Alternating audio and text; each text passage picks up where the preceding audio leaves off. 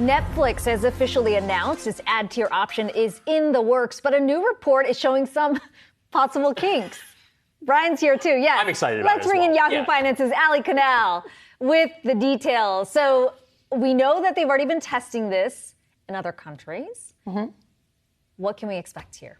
Right. So advertisers, brands, they're really excited about this. Yet another way to reach consumers. But that paradox of choice is creating some of those kinks. And one in particular did stand out to me. The Wall Street Journal had an interesting report citing a study that showed many commercials are continuing to play on ad-supported streaming services even after viewers turn off their TVs. So there seems to be a bit of a disconnect when you plug in your Roku to the television. And that's contributing to an estimated waste of more than $1 billion per year for brands. So that number really jumped out at me, but I spoke to a few experts in the space who said this is really nothing to worry about. It's growing pains. When we think about the past, digital, linear TV, they all sort of went through their own process of trying to figure out measurement. With Netflix, we know they are potentially reportedly partnering with Google or NBC Universal to attempt to roll out this feature at the end of this year. Wall Street seems a bit lukewarm to it. I've seen a range of opinions on this. Bank of America saying they need to really cautiously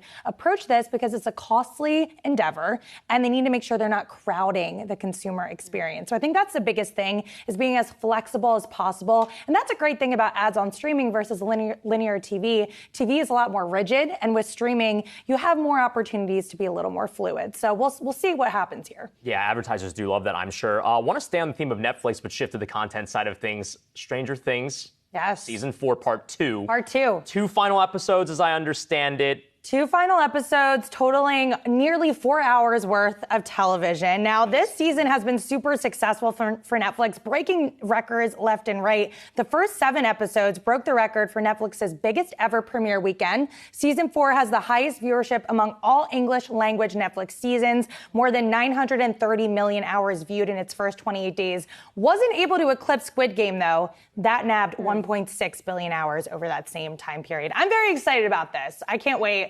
Big Stranger Things fan, and I'm a fan of this season. Okay, I will admit I stopped at season 2. Not because it was bad. I just got distracted with other shows. Yes, and I thought last season wasn't that good, but this feels a bit more like season 1. How old are they now? They're like 18, 19, 20.